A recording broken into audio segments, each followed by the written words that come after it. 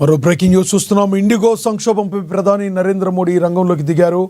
కేంద్ర మంత్రి రామ్మోహన్ నాయుడు పనితీరుపై మోడీ అసంతృప్తి వ్యక్తం చేశారు. విమానయాన శాఖ అధికారులతో నేరుగా మోడీ సమీక్షించారు.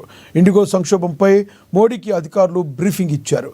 అయితే సమీక్షకు కేంద్ర మంత్రి రామ్మోహన్ను పీఎంఓ పిలవలేదని సమాచారం. పౌర విమానయాన శాఖ మంత్రిగా రామ్మోహన్ నాయుడు ఘోరంగా విఫలమయ్యారంటూ ప్రయాణికులైతే ఆగ్రహం వ్యక్తం చేస్తున్నారు. మంత్రి చేతకానితనంతో దేశం ఏవియేషన్లో రంగంలోకి పెను సంక్షోభం నెలకొందని నెటిజన్లు మండిపడుతున్నారు. ఇండిగో సంక్షోభాన్ని చివరి వరకు రామ్మోహన్ పట్టించుకోలేదని విమర్శలు వినబడుతున్నాయి.